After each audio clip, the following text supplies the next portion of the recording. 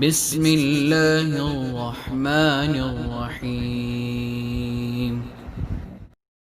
السلام علیکم ورحمۃ اللہ وبرکاتہ۔ میں مسجد نبوی میں ڈاکٹر احمد علی سراج یہاں پر نماز جمعہ بھی ادا کی اور صف بندی میں ہوں۔ اللہ کے فضل و کرم سے شیخ المشائخ امام حرمین الشریفین حضرت محترم امام مسجد نبوی شیخ علی عبد الرحمن حذیفی صاحب دامت برکاتہم عالیہ حیات ہیں۔ غلط خبر کسی نے لگائی ہے، پچھلے سال بھی محرم کی یکم کو ایسی خبر جو مخالفین ہیں انہوں نے لگائی تھی، لیکن اپنے لوگوں نے غیر ذمہ دارانہ یعنی کہ انہوں نے فیس بک پر اس خبر کو چڑھایا۔ آپ سب کو اور تحقیق کرنی چاہیے، جب تک تحقیق نہ ہو۔ میں مسجد نبوی میں ہوں، مجھ سے مشائخ علماء کرام نے بہت ساروں نے فون پر پوچھا، اس وقت میں یہاں مسجد نبوی میں 9:30 پہنچ چکا تھا، کیونکہ صف بندی میں اندر آنے کے لیے جلدی آنا پڑتا ہے۔ کوئی خبر نہیں تھی، لیکن پاکستان کی میڈیا نے اس خبر کو بڑا چلایا اور اس کے بعد غیر ذمہ دارانہ طریقے سے اس خبر کو لگایا۔ بہرحال میں تمام مسلمانان عالم سے اپیل کرتا ہوں کہ کبھی بھی کوئی خبر ہو اس کی تحقیق کر لیا۔ ہمارے پیارے نبی حضرت محمد مصطفیٰ احمد مجتبیٰ سردار کائنات رحمۃ للعالمین شفیع المذنبین خاتم النبیین صلی اللہ علیہ وسلم نے ارشاد فرمایا، کفا بالمرء کذبا ان یحدث بکل ما سمع، کہ کسی شخص کے جھوٹے ہونے کے لیے یہی کافی ہے کہ وہ سنی سنائی بات کو دوسروں تک پہنچائے۔ اس لیے میں خاص طور پر میڈیا میں جو لوگ ہیں یا فیس بک پر کوئی بھی ایسی خبر غلط دیکھیں تو تحقیق کے بغیر اس کو آگے نہ پھیلائیں۔ بہت سارے واقعات ایسے ہوئے ہیں کہ جن میں جھوٹ کے علاوہ اور کچھ نہیں ہوتا۔ اب اتنی بڑی خبر پھیلا دی گئی اور اس کے بعد جو ہے ساری دنیا پریشان تھی۔ میں مسجد نبوی میں تھا، اس کے بعد فونوں پر فونیں آ رہی تھیں۔ میں اس دوران میں سب سے میں نے یہی کہا کہ ہم تو یہاں مسجد نبوی میں بیٹھے ہیں، یہاں ہمیں تو کوئی خبر نہیں، اور پاکستان کا میڈیا یا پوری دنیا کا میڈیا کتنی غلط خبر پھیلا رہا ہے۔ تو بہرحال میں ریکویسٹ کروں گا تمام مسلمانان عالم سے کہ سنی سنائی باتوں پر نہ تو یقین کیا کریں اور نہ ہی سنی سنائی بات کو کسی دوسرے تک پہنچایا کریں۔ پہلے اس میں تحقیق کریں اور اس تحقیق کے بعد آگے یعنی کہ خود بخود بات آگے آ جائے گی تحقیق کے بعد۔ تو اس لیے میں مسجد نبوی صلی اللہ علیہ وسلم میں آپ سب کے لیے دعا کر رہا ہوں، اور آپ میرا یہ پیغام سننے کے بعد اس بات پر عمل پیرا ہوں کہ ہم دین کی بات سنیں، دین کو پھیلائیں، قرآن پاک کی احکامات کو، رسول اکرم صلی اللہ علیہ وسلم کے فرمان کو آگے پھیلائیں، اور اسی طرح میڈیا میں سچائی کی خبر دیں۔ ان خیر الحدیث کتاب اللہ و خیر الحدی حدی محمد صلی اللہ علیہ وسلم۔ اسی کی روشنی میں کہ سب سے بہترین جو کلام ہے وہ کتاب اللہ ہے، اور سب سے بہترین راستہ وہ رسول اکرم صلی اللہ علیہ وسلم کی سیرت کو اپنانے میں ہے۔ سیرت سنیے بھی، سیرت اپنائیے بھی، سیرت کو یعنی منائیے بھی اور اپنائیے بھی۔ انہی کلمات کے ساتھ میں اپنے آپ کو اور آپ کو رسول اکرم صلی اللہ علیہ وسلم کی اسوہ حسنہ کی پیروی کرنے کا درس دیتا ہوں، اور اپنے لیے بھی اور آپ کے لیے تقوی کی وصیت کرتے ہوئے یہی دعا کروں گا کہ رب ذوالجلال ہم سب کے گناہوں کو معاف کرے، اور آخرت کی آنے والی جتنی بھی یعنی جو کٹن راستے ہیں اللہ تعالی ہم سب کے لیے آسان فرمائے۔ اللہ ہم سب کی قبروں کو جنت کا باغ بنائے۔ اللہ تعالی ہم سب کے والدین، بہنوں، بھائیوں، بیوی، بچوں اور ہم سب کو بغیر جدائی کے جنت کی بہاروں میں رسول اکرم صلی اللہ علیہ وسلم کی مجلس میں صدیقین، نبیین، صدیقین، شہداء اور صلحاء کے ساتھ اکٹھا فرما کر رب ذوالجلال ہم سب کو اپنا دیدار نصیب فرمائے۔ نبوی میں شیخ علی عبد الرحمن حذیفی صاحب دامت برکاتہم عالیہ نے خود ہی خطبہ جمعہ بھی ارشاد فرمایا اور نماز بھی پڑھائی، اور میں اس کی ویڈیو بھی یعنی اس کی جو ہے سماعت کے لیے آپ کو آڈیو بھی بھیج دوں گا۔ اور یہ بات الحمدللہ ثم الحمدللہ کہ اللہ تعالیٰ نے انہیں یعنی ماشاءاللہ اسی گرج کے ساتھ خطبہ اور نماز پڑھانے میں اور قوت بھی عطا فرمائے۔ ہماری دعا ہے کہ اللہ رب العزت ہم سب کے علم میں، عمر میں، رزق میں، عزت میں برکت عطا فرمائے، اور ہم سب کی جان مال عزت آبرو کی حفاظت فرمائے، اور ہم سب کو ہر ذلت اور زوال سے بچائے، اور ہر یعنی مخالفین کے شر سے، حاسدین کے حسد سے، ظالموں کے ظلم سے، مفسدین کے فساد سے، نظر بد سے، جادوگروں کے جادو کے اثر سے، مخلوق کے شر سے ہم سب کی اور آپ سب کی اللہ حفاظت فرمائے۔ اس پیغام کو دنیا میں پھیلا دیں کہ میں ڈاکٹر احمد علی سراج، ورلڈ سیکرٹری جنرل انٹرنیشنل ختم نبوت مومنٹ، مسجد نبوی سے آپ سے مخاطب ہوں۔ بالکل یہ خبر جھوٹی ہے، لعنت اللہ علی الکاذبین۔ ان لوگوں پر میں مسجد نبوی میں جنہوں نے اس خبر کو بنایا اور غلط چلایا، اللہ تعالیٰ انہیں ہدایت عطا فرمائے اور جھوٹ اور کذب سے بچائے۔ اللہ ہم سب کو عافیت، سلامتی، تقوی اور ایمان دونوں جہانوں میں کامیابی، کامرانی، عزت، عظمت، صحت عطا فرما کر ہمیں ختم نبوت کے مبارک مشن میں اور دین کی خدمت میں قبول فرمائے۔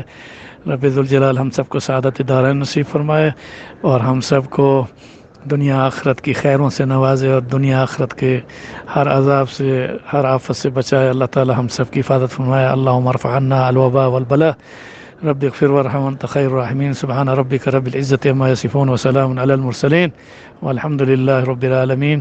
السلام علیکم ورحمۃ اللہ وبرکاتہ۔ میں ڈاکٹر احمد علی سراج مدینہ منورہ سے آپ سب کو درود و سلام کے ساتھ، دعاؤں کے اہتمام کے ساتھ آپ کے لیے بھی دعا کر رہا ہوں۔ اللہ تعالی ہم سب کو اور جتنے سامعین ہیں، ناظرین ہیں، سب کو اللہ تعالیٰ بار بار مقبول مبرور حج اور عمرہ نصیب فرمائے۔ گنبد خضرا کی رونق کی بہاروں میں مسجد نبوی کی نمازوں کا شرف اللہ تعالیٰ ہم سب کو قبولیت کے ساتھ عطا فرمائے، اور ہم سب کو سچا عقیدہ، سچی عقیدت اور شرف قبولیت سے نوازے۔ اور میری دعا ہے کہ اللہ تعالیٰ پوری کائنات کو اور انسانیت کو یہ کرونا وائرس کی وبا سے نجات عطا فرمائے، اور دنیا بھر میں جہاں بھی میرا یہ پیغام سنا جا رہا ہے یا لوگ مجھے دیکھ رہے ہیں، میری دعا ہے کہ اللہ تعالیٰ آپ کو اور ہم سب کو عافیت اور سلامتی والی زندگی کے ساتھ دونوں جہانوں میں عزت اور سعادت دارین نصیب فرمائے۔ سبحان ربک رب العزت عما یصفون وسلام علی المرسلین والحمد للہ رب العالمین۔ معزز ناظرین و سامعین کرام، آج 21 اگست 2020 ہے، جمعہ کا دن ہے، اور سعودی عرب میں جو ہے نا 2 محرم الحرام ہے، جبکہ آپ کے ہاں پاکستان میں آج یکم یعنی فرسٹ محرم الحرام کا پہلا دن ہے محرم کا۔ ابھی جو آج جمعہ کا خطبہ شیخ المشائخ شیخ علی عبدالرحمن حذیفی صاحب دامت برکاتہم عالیہ نے جو خطبہ ارشاد فرمایا، اس کی چند جھلکیاں، اور پھر اقامت کے بعد نماز جمعہ میں انہوں نے جو نماز پڑھائی وہ آپ دیکھیں، اور مدینہ منورہ مسجد نبوی کی زیارت بھی کریں، اور سب مل کر درود ابراہیمی کے ساتھ رسول اکرم صلی اللہ علیہ وسلم کے ساتھ سچی محبت اور اطاعت کے جذبے کے ساتھ ماشاءاللہ درود ابراہیمی پڑھتے ہوئے دعا بھی کریں کہ رب ذوالجلال حرمین شریفین کی حفاظت فرمائے، اور ہمارے ملک پاکستان کو امن اور استحکام کا گہوارہ بنائے، اور اس کے ساتھ دنیا بھر کے تمام مسلمانوں کی جان مال عزت آبرو کے ساتھ اللہ تعالی ہم سب کو دین دنیا آخرت میں کامیابی و کامرانی، عزت عظمت سے نوازے۔ آمین ثم آمین برحمتک یا ارحم الراحمین۔ آپ کا بھائی ڈاکٹر احمد علی سراج، مدینہ منورہ۔ 21 اگست 2020 محرم الحرام کی 2 اور پاکستان میں یکم محرم 1442 شیخ علی عبدالرحمن حذیفی صاحب دامت برکاتہم عالیہ اللہ انہیں سلامت رکھے، خطبہ جمعہ بھی اور نماز بھی پڑھا رہے ہیں۔ آپ مسجد نبوی کی زیارت کیجیے اور درود ابراہیمی پڑھیے۔ السلام علیکم ورحمۃ اللہ وبرکاتہ۔ اللہ اکبر، اللہ اکبر، اللہ اکبر، اللہ اکبر، اشہد ان لا الہ الا اللہ،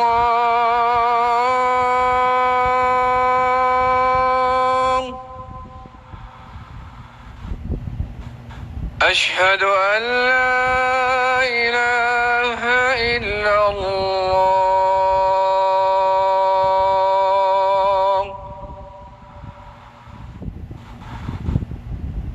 أشهد أن محمدا رسول الله.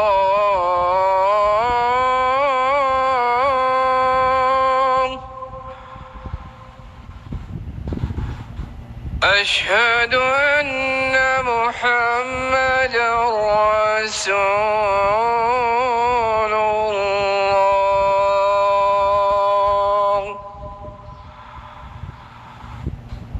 حي على الصلاة.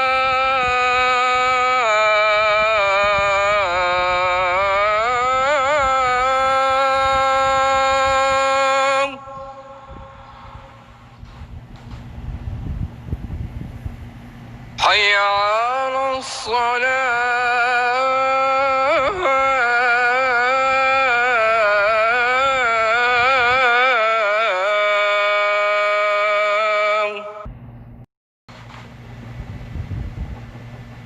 حي على الفلاح.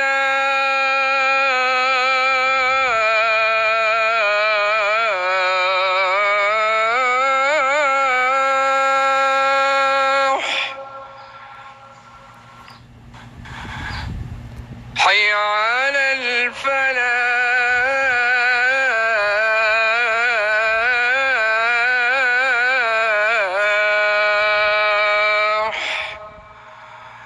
الله أكبر الله أكبر. لا إله إلا الله.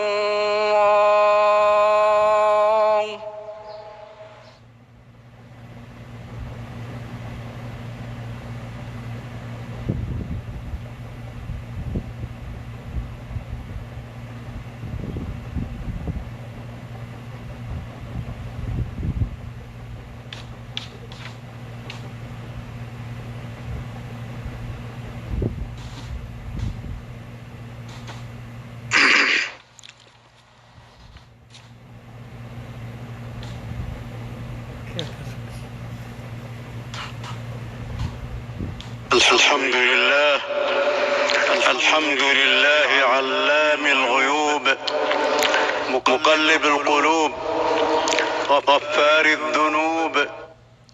أحمد ربي وأشكره على نعمه التي لا يحصيها غيره، وأشهد أن لا إله إلا الله وحده لا شريك له، له الملك وله الحمد وهو على كل شيء قدير.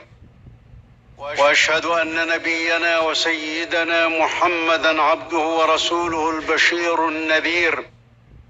اللهم صل وسلم وبارك على عبدك ورسولك محمد وعلى آله وصحبه الذين تولاهم الله، فنعم المولى ونعم النصير. أما بعد،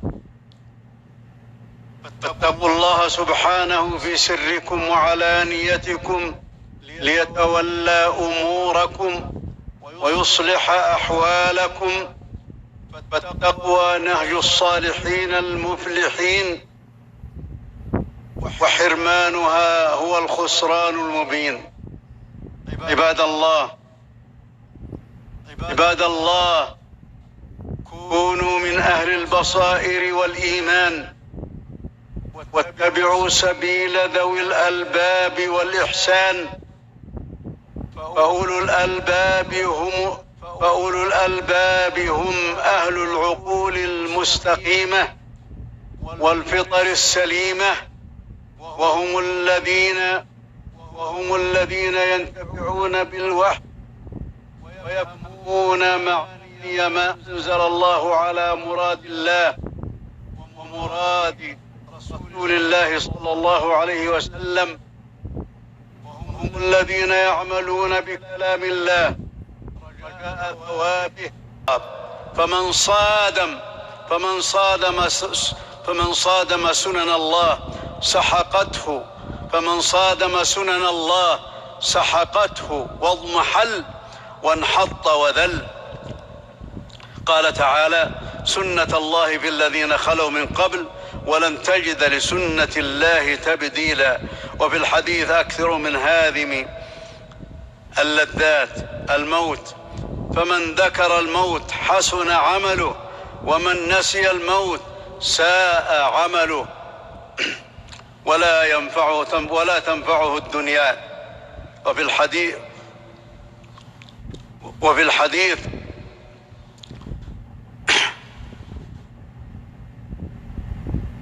الكيس من دان نفسه وعمل لما بعد الموت، والعاجز من أتبع نفسه هواها وتمنى على الله الأماني. عباد الله، إن الله وملائكته يصلون على النبي، يا أيها الذين آمنوا صلوا عليه وسلموا تسليما. وقد قال صلى الله عليه وسلم: من صلى علي صلاة واحدة صلى الله عليه بها 10. فصلوا وسلموا على سيد الأولين والآخرين وإمام المرسلين. اللهم صل على محمد وعلى آل محمد كما صليت على إبراهيم وعلى آل إبراهيم. اللهم بارك على محمد وعلى آل محمد كما باركت على إبراهيم وعلى آل إبراهيم إنك حميد مجيد. وسلم تسليما كثيرا. اللهم وارض عن الصحابة أجمعين.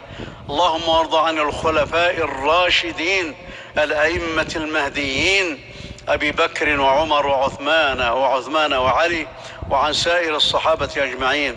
اللهم وارض عن التابعين ومن تبعهم بإحسان إلى يوم الدين. اللهم وارض عنا معهم بمنك وكرمك ورحمتك وجودك يا أكرم الأكرمين. اللهم احسن عاقبتنا في الأمور كلها وأجرنا من خزي الدنيا وعذاب الآخرة.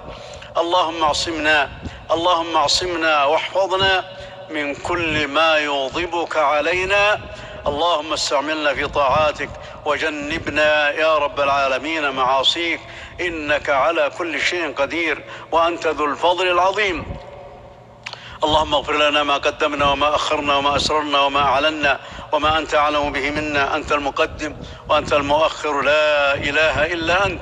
اللهم احسن عاقبتنا في الأمور كلها وأجرنا من خزي الدنيا وعذاب الآخرة. اللهم احفظ مقدسات المسلمين. اللهم احفظ مقدسات المسلمين. اللهم احفظ مقدسات المسلمين ممن يريد بها شرا يا رب العالمين. اللهم واجعل شره محيطا به، إنك على كل شيء قدير. اللهم احفظ الإسلام وأهله في كل مكان يا رب العالمين. اللهم عليك بأعداء الإنسانية الذين أنت أعلم بهم من غيرك يا رب العالمين. اللهم عليك بأعداء الإنسانية الذين يريدون أن يدمروها، والذين يريدون أن يضروها، والذين يريدون بها شرا يا رب العالمين. اللهم يا ذا الجلال والإكرام عليك بهم. اللهم أعدنا من شرورهم. اللهم إنا ندرأ بك بنحورهم ونعوذ بك اللهم من شرورهم يا رب العالمين. اللهم أنت الله لا إله إلا أنت يا ذا الجلال والإكرام. اغفر لحينا وميتنا. اللهم اغفر لأمواتنا وأموات المسلمين. اللهم نور عليهم قبورهم. اللهم ضاعف حسناتهم وتجاوز عن سيئاتهم يا ذا الجلال والإكرام. اللهم اقض الدين عن المدينين من المسلمين. اللهم فرج كربات المسلمين. اللهم ارفع عن المسلمين الشدائد يا ذا الجلال والإكرام. فرج كرب كل مكروب من المسلمين. اللهم فرج كربات المسلمين. اللهم واشف مرضانا. اللهم واشف مرضانا ومرضى المسلمين يا رب العالمين يا أرحم الراحمين. اللهم اشف مرضانا ومرضى المسلمين يا رب العالمين. اللهم ارفع عن المسلمين في الشام. اللهم ارفع عن المسلمين في الشام الكربات يا ذا الجلال والإكرام، واجعل الدائرة على أعداء الإسلام. اللهم أبطل مخططات أعداء الإسلام. اللهم أبطل كيد أعداء الإسلام. اللهم دمر. اللهم اكفنا والمسلمين شر مخططاتهم يا رب العالمين، واحفظنا بحفظك وارعنا برعايتك يا رب العالمين. اللهم أعذنا وأعذ ذرياتنا من إبليس وشياطينه وجنوده يا رب العالمين وأتباعه وأشياعه، إنك على كل شيء قدير. اللهم أعذنا من شرور أنفسنا وسيئات أعمالنا، وأعذ المسلمين من شرور أنفسهم وسيئات أعمالهم. اللهم يا رب العالمين أعذ المسلمين من أشرارهم يا رب العالمين، ووفق يا رب العالمين المسلمين كلهم، وتب على التائبين إنك على كل شيء قدير. اللهم احفظ بلادنا من كل شر ومكروه، اللهم احفظ بلادنا من كل شر ومكروه يا رب العالمين. اللهم احفظ جنودنا واحفظ حدودنا يا رب العالمين، إنك على كل شيء قدير. اللهم وفق عبدك خادم الحرمين الشريفين لما تحب وترضى، اللهم وفقه لهداك واجعل عمله في رضاك، اللهم اعنه على كل خير.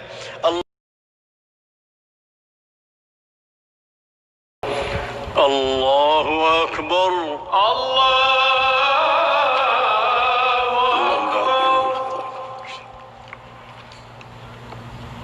اللهم وصل الخطايا بالماء والثلج والبرد. بسم الله الرحمن الرحيم.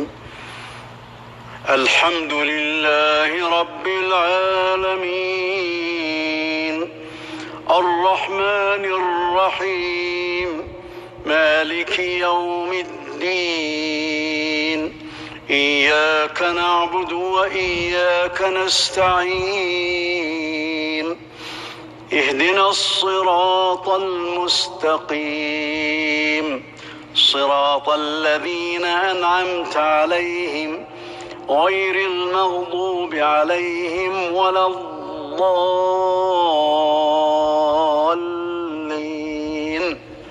آمين.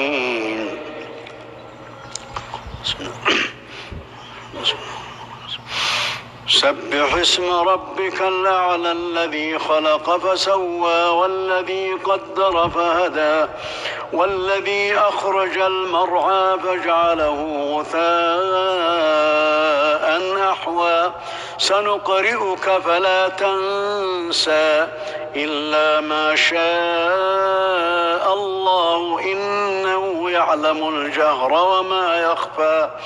ونيسرك لليسرى فذكر إن نفعت الذكرى. سيذكر من يخشى ويتجنبها الأشقى الذي يصلى النار الكبرى ثم لا يموت فيها ولا يحيا. قد أفلح من تزكى وذكر اسم ربه فصلى. بل تؤثرون الحياة الدنيا والآخرة خير وأبقى. إن هذا لفي الصحف الأولى صحف إبراهيم وموسى.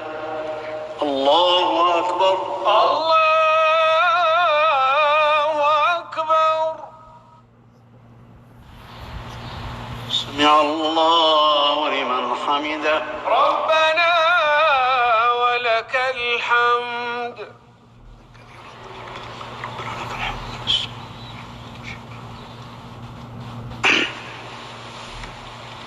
الله أكبر. الله أكبر.